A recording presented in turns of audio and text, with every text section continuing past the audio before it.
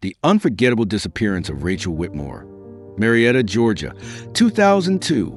On a cold February evening in 2002, just as the last sliver of daylight dissolved behind the pine tree line outside Marietta, Georgia, 22-year-old Rachel Whitmore stepped into fading twilight and was never seen again. No phone, no witnesses. The hollow hum of wind over cracked asphalt and an empty car left idling on a quiet road near the Chattahoochee River. Before we begin, I want to let you know that due to the limited visual materials and the age of this case, there isn't much existing footage or imagery to support the story you're about to hear. Because of that, this episode will be accompanied by a single image background throughout. Think of this as more an immersive audio experience, a storytelling session that lets your imagination fill in the gaps. Now's the perfect time to grab your headphones, maybe even some popcorn, and settle in. If you're new to this channel, hit the like button and subscribe as we dive into the details of Rachel Whitmore's disappearance. Her disappearance would tell one of Cobb County's most haunting and enduring mysteries. Despite years of investigation, classified reports, and dozens of tips, Rachel's case remains unresolved. No suspects, no solid leads, just questions that echo louder with time. File reference, GBI Missing Persons Unit. Case number 0 to 132 megawatts. Rachel Lynn Whitmore was the kind of person people remembered, not for anything flashy or dramatic, but for something quieter. She was gentle, reliable, one of those rare souls who listened more than she spoke.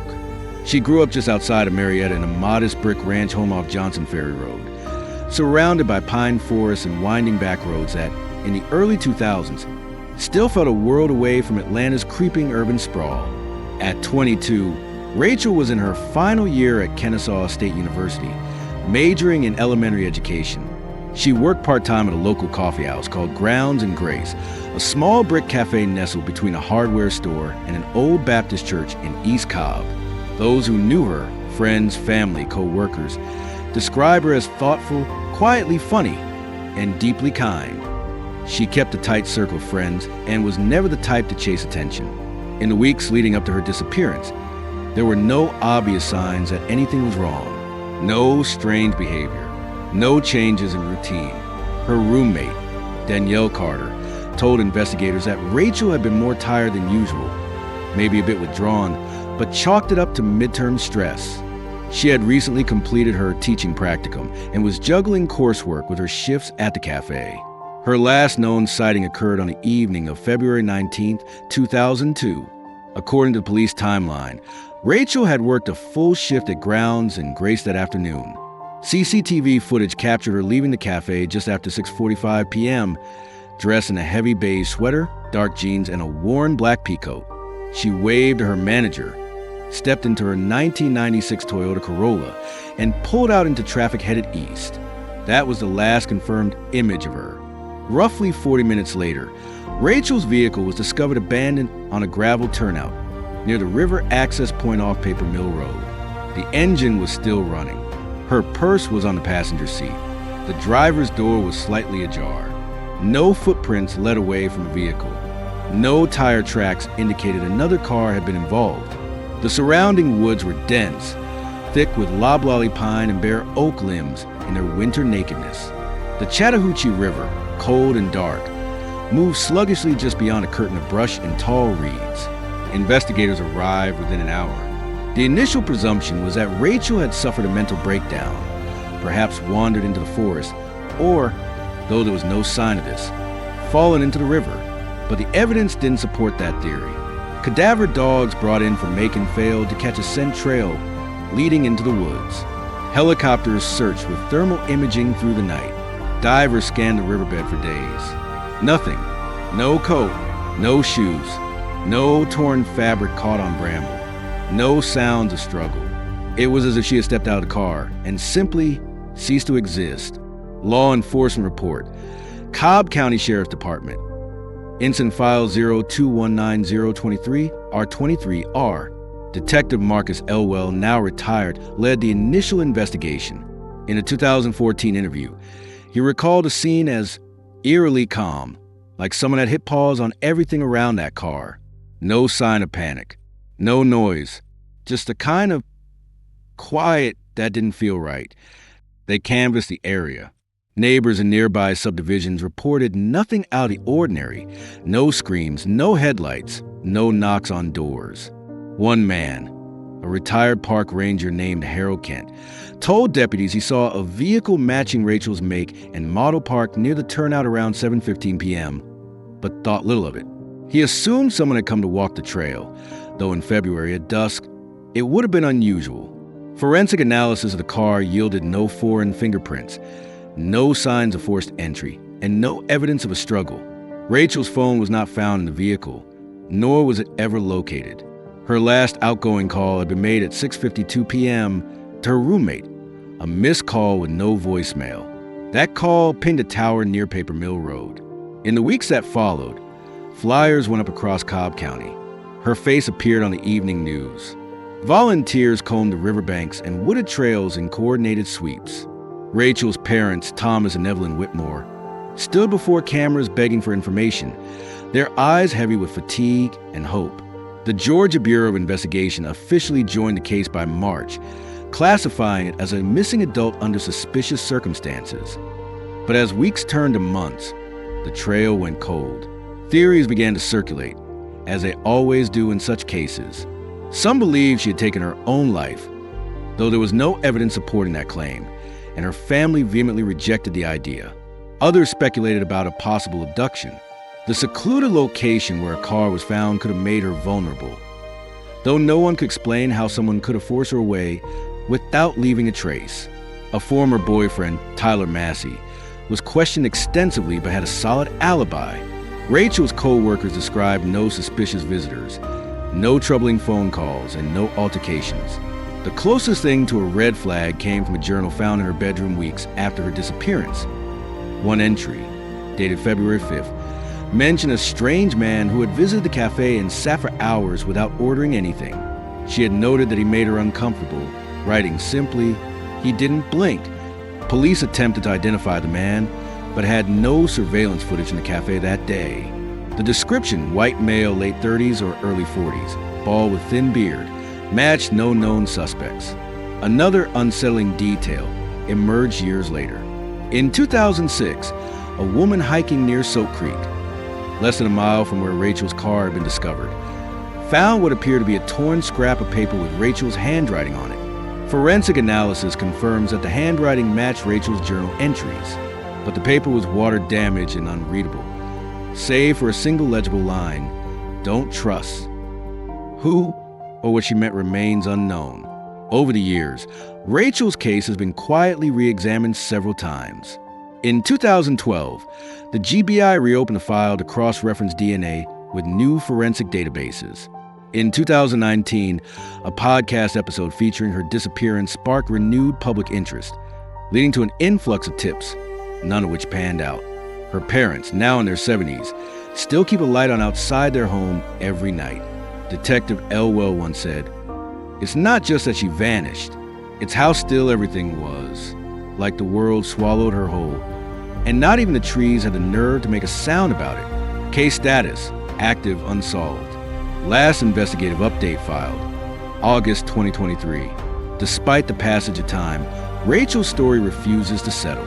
Her case is discussed in missing persons forums, true crime communities, and by locals who remember that winter as one of unease. The turnout near Paper Mill remains open to the public, though few linger after dusk. And on quiet nights, when the fog rolls and low along the Chattahoochee, some say you can hear footsteps on the gravel and a car door clicking softly in the dark. What happened to Rachel Whitmore on that February evening remains a mystery, and there are still strange threads left to pull, unanswered questions, whispered sightings, and a second, eerily similar disappearance just 2 towns over. Timeline of a disappearance. Cobb County Sheriff's Department. Internal Memo 0219 TLD. What happened to Rachel Whitmore on the evening of Tuesday, February 19th, 2002, remains one of the most confounding events in Cobb County history. Every detail of that day has been dissected by investigators, journalists, and amateur sleuths alike. Yet, despite a well-documented timeline and dozens of interviews, no definitive answers have emerged. What follows is a comprehensive walk through that final day, charted minute by minute, based on verified sightings, phone records, and physical evidence collected from the scene. 8:10 a.m., East Cobb, Georgia. Rachel begins her day at her shared townhouse off Roswell Road, where she lives with her longtime friend and college roommate, Danielle Carter. According to Danielle's statement, Rachel seemed normal, just a little quiet, eating a granola bar while reviewing her lesson plan folder. She had a practicum shift scheduled that morning at Timber Ridge Elementary, followed by her usual afternoon shift at Grounds and Grace Cafe. She left the house around 8:10 a.m. in her silver 1996 Toyota Corolla. She wore a beige knit sweater, dark jeans, and a black peacoat. No makeup, as was typical for her.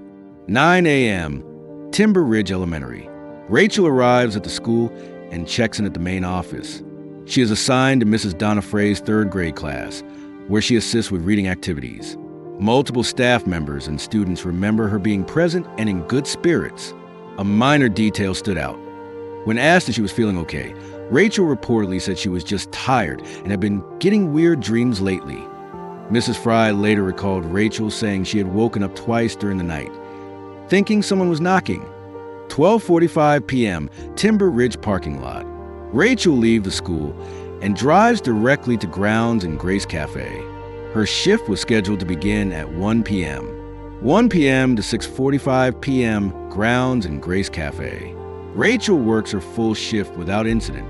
Co-workers stated she was quiet but focused, managing the counter and prepping for a small poetry event scheduled that weekend.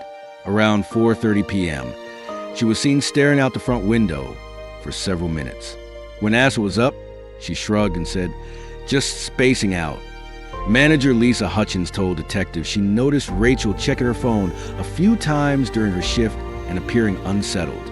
She wasn't nervous, just distracted, Hutchins later reported, like she was waiting for something.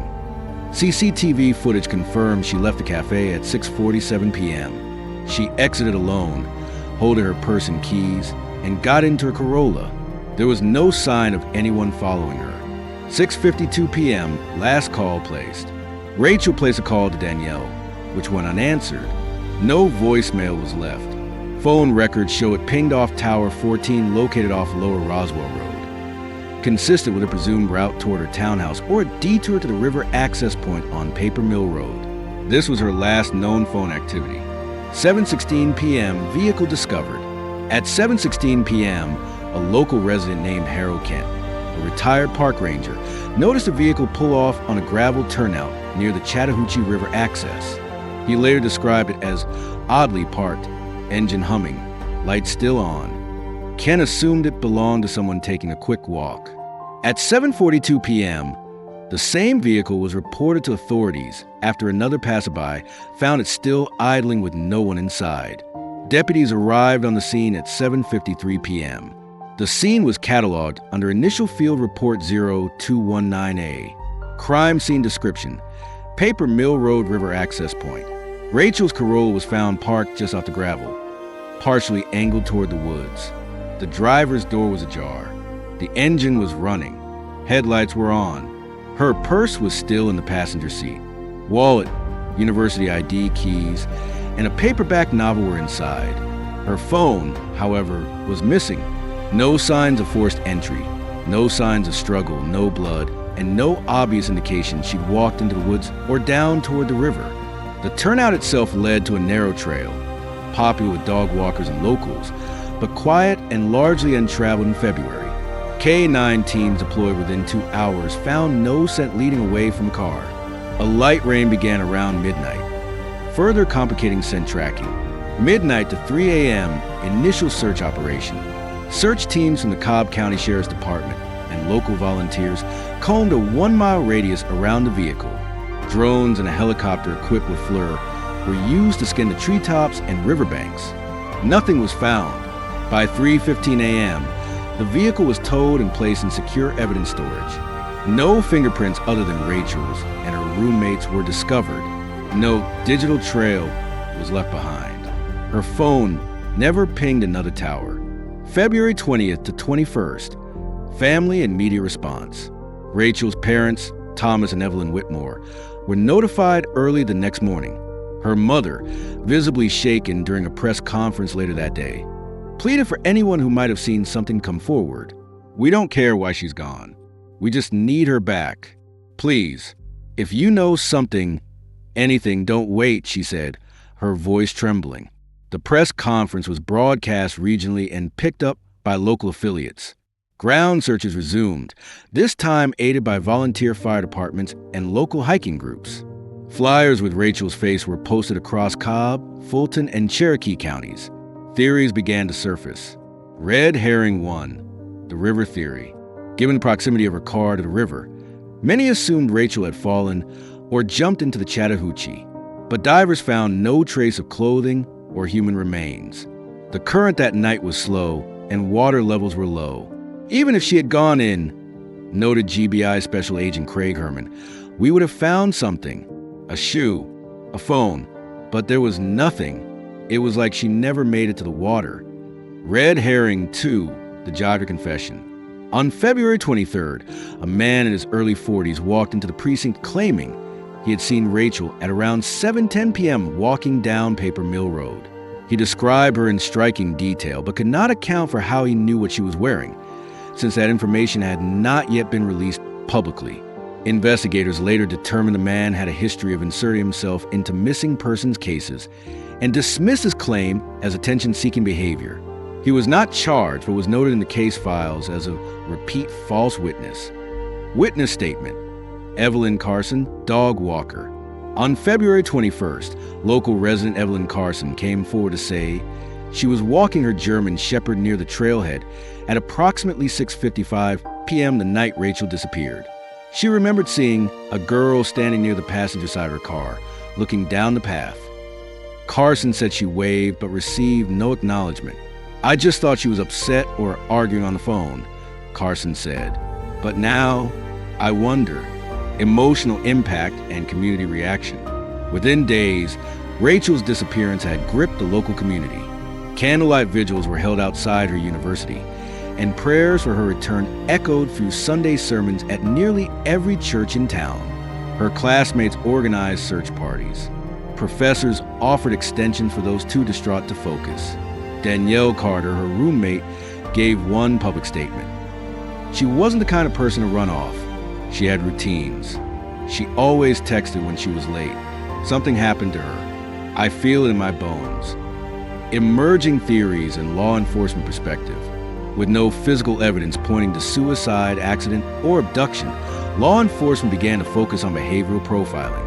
They requested Rachel's laptop and personal journal, hoping for clues. Her journal entries revealed little more than standard student stress until they hit the page dated February 5th, 2002. Entry: "That man from just stared. No blinking. Made my skin crawl. Hope he doesn't come back." Her co-workers confirmed that a man had matched that vague description and had been seen loitering at the cafe earlier that month. But with no surveillance footage and no name, the lead went cold. Strange discovery: March 14th, 2002. 3 weeks after Rachel vanished, a Georgia Power employee performing a routine inspection along Soak Creek found something unusual wedged beneath a drainage grate. A small notepad page, water damaged but partially legible. It bore handwriting consistent with Rachel's and featured a single sentence: "Don't trust." The rest was illegible, smeared by rain and runoff. Theories blossomed online. Some believed she had been followed for weeks. Others suggested she had uncovered something she wasn't supposed to know. Media and public obsession. True crime forums picked up the story by early April.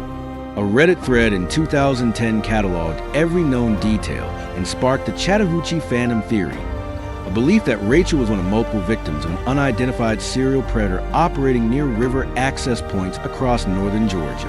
The theory remained speculative, with no supporting physical evidence. In 2014, a documentary miniseries titled Vanished, Georgia Shadows aired a special episode on Rachel's case. It reignited interest, but still, no new leads emerged. Latest development, August 2023. After 2 decades, the GBI quietly reopened the case for a digital forensic reanalysis.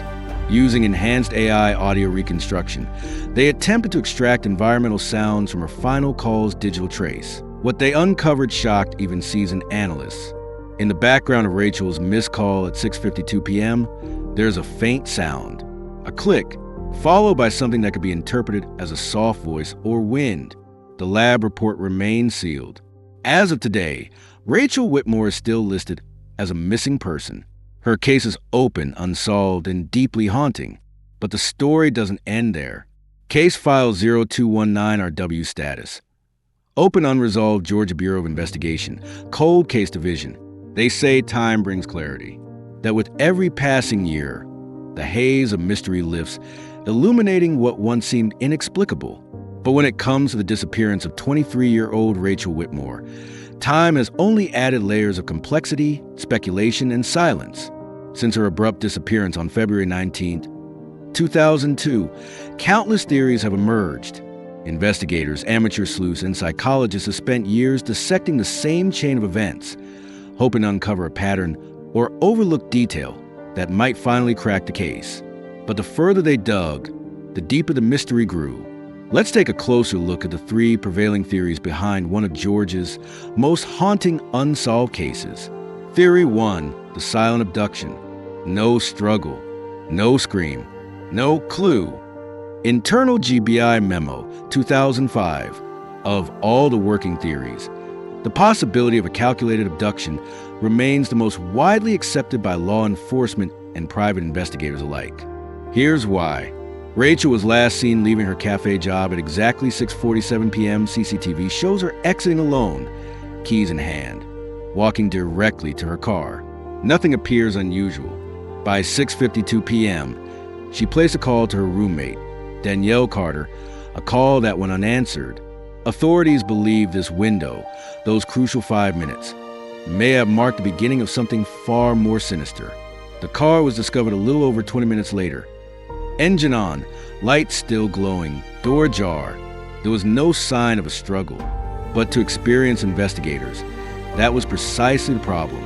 Abductions that leave no trace are rarely crimes of impulse, said retired FBI profiler Martin Lenz, who reviewed the case in 2011. They're often practiced, premeditated, and most of all silent. The theory suggests Rachel may have been followed after leaving the cafe. Someone, possibly a patron who'd been observing her for days, could have waited until she took her usual route home. Paper Mill Road, especially in winter, is poorly lit and flanked by dense brush on both sides. The river access point where her car was found is particularly secluded. A skilled abductor could have waited for her to exit the vehicle or distracted her with a fake emergency, injured dog, lost item, or even familiar voice. One working hypothesis from the 2003 FBI report suggested a cooperative lure, where the perpetrator may have impersonated someone in distress or someone she vaguely knew. The most disturbing element? No physical evidence of her presence near the river trail. No hair, footprints, or fibers was ever recovered. It was as if she evaporated from that spot. Some investigators speculate the scene was staged to appear as if she simply wandered off, when in reality, she may have been taken somewhere far more remote, supporting evidence. Rachel had previously written about a man who stared without blinking in her journal. A similar silver Corolla was reportedly seen days earlier parked in the same turnout, possibly scoping the location. A known sex offender with a history of stalking was living within 5 miles at the time, though no evidence ever tied him directly to Rachel's case. Challenges to the theory. No witness saw another vehicle or individual at the scene. No screams or signs of distress were reported in the area that night. No DNA prints or trace materials were recovered. Despite these hurdles, the silent abduction remains the official working theory by the Cobb County Sheriff's Office to this day. Theory 2, voluntary disappearance. When the weight gets too heavy, sometimes people just vanish. Dr. Angela Desmond, clinical psychologist. While law enforcement lean toward foul play, others, including a subset of behavioral experts, have long speculated that Rachel may have orchestrated her own disappearance. It's an uncomfortable thought, but one worth exploring. According to her friends, Rachel was introverted and self-contained. Her roommate, Danielle, described her as deep always thinking, like her brain was full of storms she never let out. 2 weeks before she vanished, she had begun sleeping poorly, mentioning strange dreams and hearing noises at night.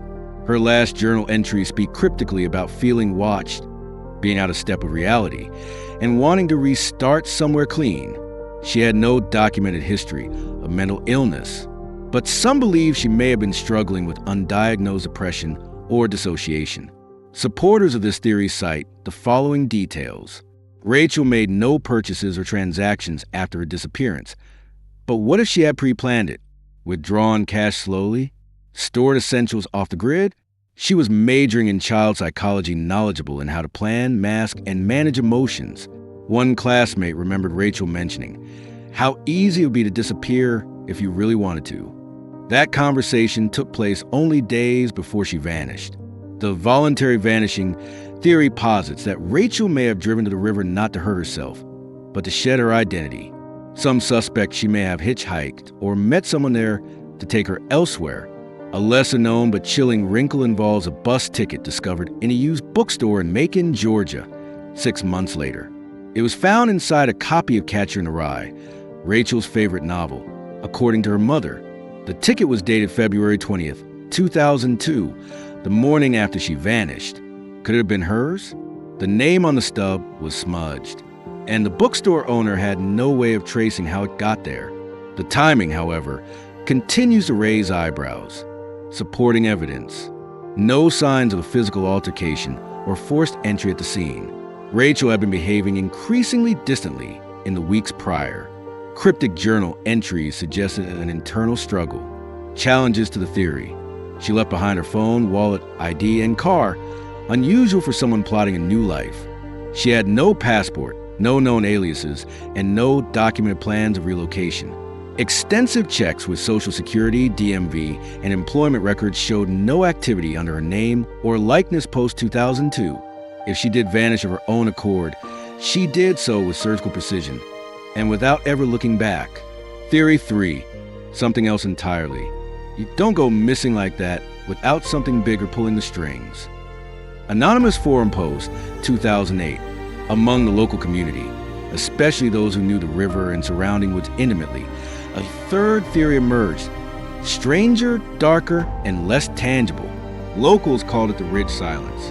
According to town folklore dating back decades, the stretch of forest where Rachel's car was found has long been associated with strange occurrences. Voices echoing when no one is around, lights in the trees, sudden shifts in temperature. Hikers have reported getting lost for hours in places they knew by heart. Dogs refused to walk certain sections of the trail after dusk. In the late 1980s, 2 teenage brothers went missing in the same woods. They were found hours later, naked, uninjured, and unable to explain where they'd been. Their watches had stopped at precisely 7:13 p.m. Rachel's call was placed at 6:52 p.m. Her engine was still warm when it was found roughly 25 minutes later. The supernatural theory suggests something otherworldly may have happened. A thin place, as folklorists call it, a location where the boundary between this world and another grows thin. Now, the rational mind resists this, but those who support it point to a pattern. Several disappearances have occurred within a 30-mile radius of the same river bend since the early 80s. None have ever been solved. Some witnesses have reported glowing orbs near the river's surface on foggy nights, always between 6:30 and 7:30 p.m. In 2016, a podcaster covering the Rachel Whitmore case interviewed an anonymous man who claimed to be researching the frequencies of the Soak Creek tributaries. His belief? The water itself emitted a low hum, undetectable to human ears, which could disrupt time perception or cause brief fugue states. It's speculative, unprovable, but in a case with no footprints, no signs of struggle, and no final message, even the implausible begins to feel possible. Supporting evidence. No trace of Rachel was ever found. No remains, no belongings, no calls. Historical reports of other inexplicable events in the same area. Strange environmental phenomena recorded by hikers and rangers. Challenges to the theory. No scientific proof or physical evidence. Often dismissed by law enforcement as conspiracy or folklore. Investigative attention is limited due to the intangible nature of claim, a tangled legacy. To this day, Rachel Whitmore's case sits in a locked drawer at the GBI Cold Case Division in Atlanta. Every few years, a new lead emerges, a possible sighting, a suspicious confession, a tip that feels just credible enough to chase. But the result is always the same. No body, no suspect, no resolution. Rachel's parents never moved. They still live in the same modest ranch house off Johnson Ferry Road, where Rachel grew up. Her room remains untouched, books stacked beside the bed, posters still tacked to the wall. Her mother says she dreams of her often. Sometimes she's standing at the end of the driveway, just staring. Other times, she's in the woods, whispering something the wind won't carry. In a 2020 interview, Thomas Whitmore said something that still resonates. You want closure. You think that's the goal. But after all these years, you realize closure is just a word. What we want is truth. But the truth is elusive in this case. It's a ghost with no form, a puzzle missing half its pieces. So we ask you, what do you think happened to Rachel Whitmore? Was it a tragic accident? An abduction carefully planned and executed in total silence? A voluntary escape from a life that had grown too heavy to bear? Or something far more sinister, lurking in the shadows of Paper Mill Road? Drop your thoughts in the comments. For more content relating to horrors and missing cases, subscribe to the channel. Until next time, stay aware, stay safe, and remember, some answers never come.